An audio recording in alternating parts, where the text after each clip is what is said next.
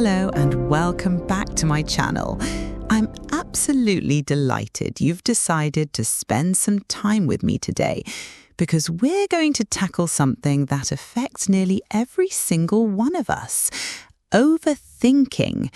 If you've ever found yourself lying awake at 3 a.m, replaying a conversation from earlier that day, wondering if you said the wrong thing, or if you've ever stood in front of your wardrobe for 20 minutes, debating whether your outfit choice will somehow determine the trajectory of your entire day, well, you're certainly not alone. Overthinking is like having a browser with 47 tabs open in your mind, all running simultaneously, draining your mental battery and making everything feel overwhelming. It's that voice in your head that turns a simple "How are you?" text message into a 3-hour analysis session about what the sender really meant and why they chose those particular words. Today, we're going to explore what overthinking actually is, why our brains seem so determined to put us through this mental torture, and most importantly, I'm going to share some practical, science-backed strategies that will help you break free from this exhausting cycle. Let's start by understanding what we're actually dealing with. Overthinking, in psychological terms, is a pattern of repetitive, unproductive thoughts that often focus on problems, potential problems, or past events. It's when your mind becomes stuck in a loop, churning through the same scenarios repeatedly without reaching any meaningful resolution. There are generally 2 types of overthinking that most of us experience.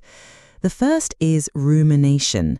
This is when we get stuck replaying past events, often with a focus on what went wrong or what we could have done differently.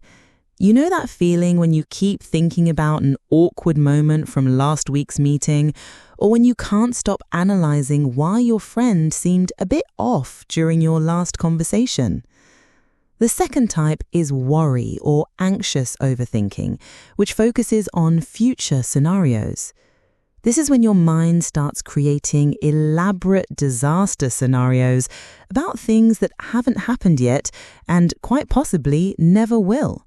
It's thinking through every possible way your presentation tomorrow could go wrong, or imagining all the things that could happen during your upcoming holiday. Now, here's something crucial to understand. A certain amount of thinking and planning is absolutely normal and healthy. The problem arises when this thinking becomes excessive, repetitive, and starts interfering with your daily life, your sleep, your relationships, or your ability to make decisions. Overthinking often feels productive because we convince ourselves we're solving problems or preparing for challenges. But in reality, it's quite the opposite. When we overthink, we're not moving towards solutions, we're creating mental noise that makes it harder to think clearly and act decisively. It's like trying to see clearly through a window while someone's throwing mud at it. The more we think, the muddier the window becomes. To truly tackle overthinking, it helps to understand what's happening in our brains when we get caught in these mental loops. From an evolutionary perspective, our brains are actually trying to help us, albeit in a rather outdated way. Our ancestors needed to be constantly vigilant about potential threats. Was that rustling in the bushes a predator? Was that person from the neighboring tribe trustworthy? This hypervigilance kept them alive. The problem is, our modern brains haven't quite caught up with our modern lives. That same threat detection system that once kept us safe from saber-toothed tigers is now activated by things like unread emails, social media notifications, or wondering whether our boss's slightly curt response means we're about to be fired. Neurologically speaking, overthinking involves several key brain regions. The prefrontal cortex, which is responsible for executive functions like planning and decision-making, becomes overactive. Meanwhile, the anterior cingulate cortex, which processes emotions and helps us focus attention, gets stuck in a loop. It's rather like having a record player with a scratch.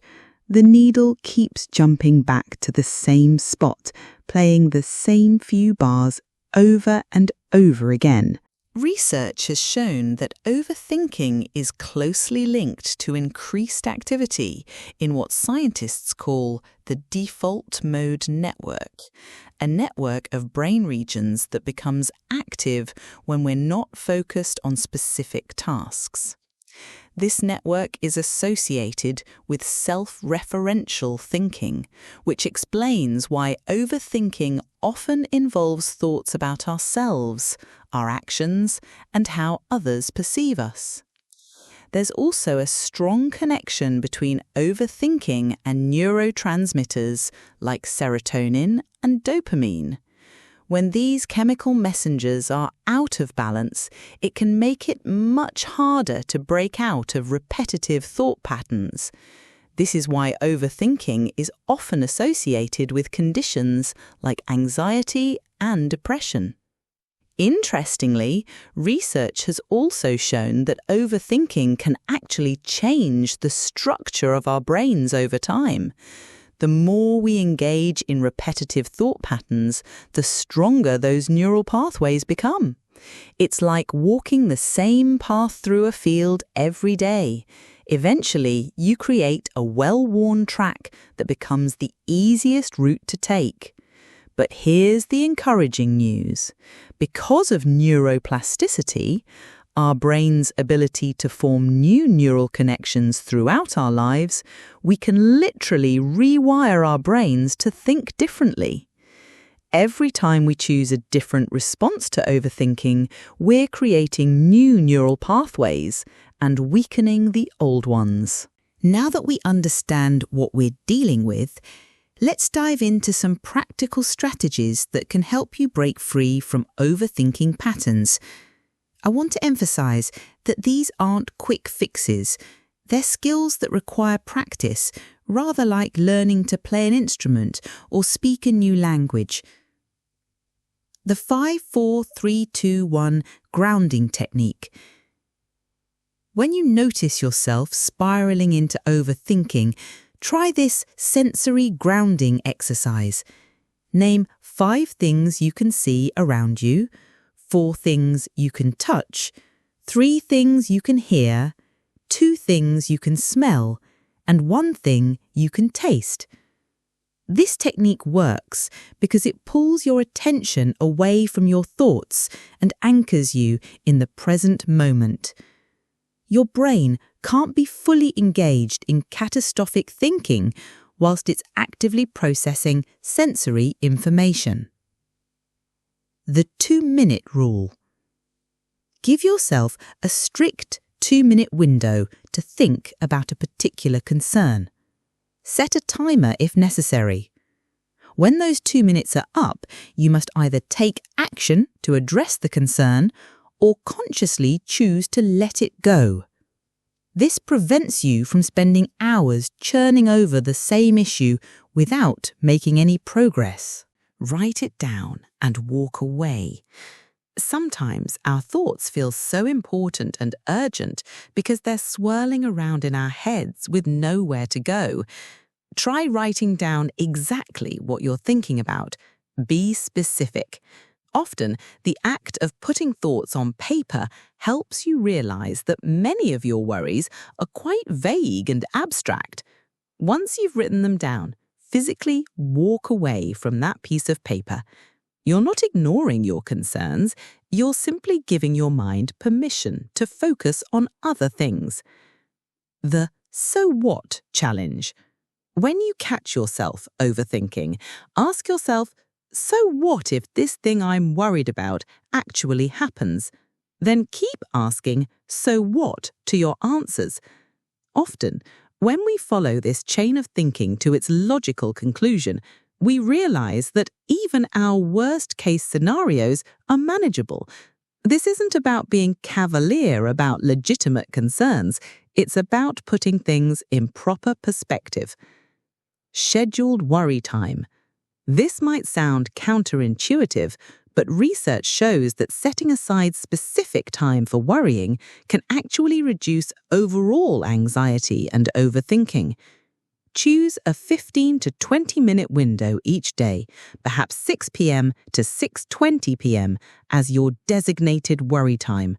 When anxious thoughts arise throughout the day, acknowledge them and then remind yourself, I'll think about this properly during my worry time. During your scheduled session, allow yourself to think through your concerns.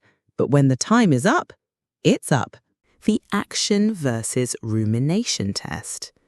Before diving into a thinking spiral, ask yourself, is this thinking leading to action or is it just rumination? If your thinking is helping you solve a problem or plan for something, that's productive. If you're just going round in circles without any clear next steps, that's rumination, and it's time to redirect your attention. Mindfulness and meditation. I know, everyone talks about mindfulness these days, but there's a reason for that. It works. You don't need to become a meditation guru or spend hours sitting in lotus position. Even 5 minutes of focused breathing can help reset your mental state. The key is learning to observe your thoughts without getting caught up in them. Think of yourself as a scientist studying your own mind, curious and objective rather than judgmental. Physical movement. Never underestimate the power of physical movement to interrupt overthinking. When you notice yourself spiraling, try going for a brisk walk, doing some jumping jacks, or even just changing your physical position. Movement changes your brain chemistry and can help break the cycle of repetitive thoughts. The best friend perspective. Ask yourself, what would I tell my best friend if they came to me with this exact worry? Often, we're much kinder and more rational when offering advice to others than we are when dealing with our own concerns. This technique helps you access your inner wisdom and compassion. Challenge catastrophic thinking. When you catch yourself imagining worst-case scenarios, try to generate at least 3 alternative outcomes for the same situation.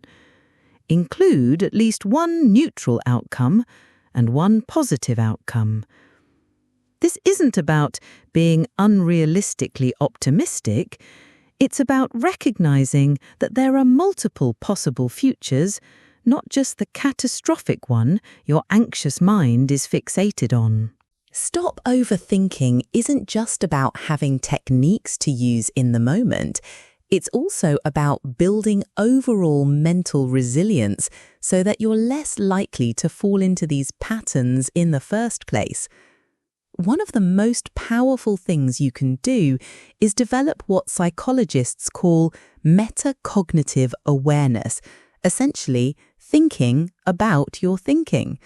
The more aware you become of your thought patterns, the easier it becomes to recognize when you're starting to overthink and redirect your attention before you get stuck in a loop.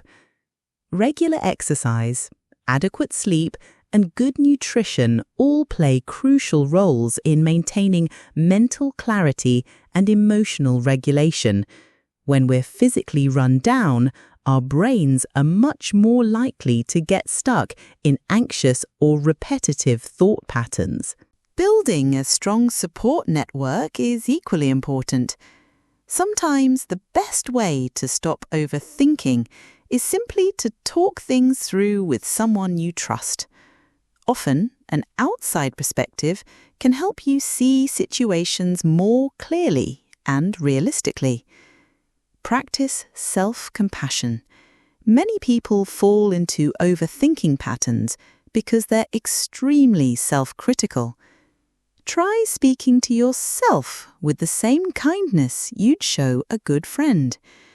Remember that making mistakes, feeling uncertain, and not having all the answers is part of being human. Finally, remember that developing these skills takes time. You wouldn't expect to run a marathon after a week of training, and you shouldn't expect to completely overcome overthinking overnight. Be patient with yourself as you learn these new mental habits. The goal isn't to never think deeply about things. Thoughtful consideration and planning are valuable skills. The goal is to think purposefully rather than compulsively, to be the director of your thoughts rather than their prisoner. With practice and patience, you can absolutely develop a healthier relationship with your own mind. Thank you for listening, and I'll see you in the next video.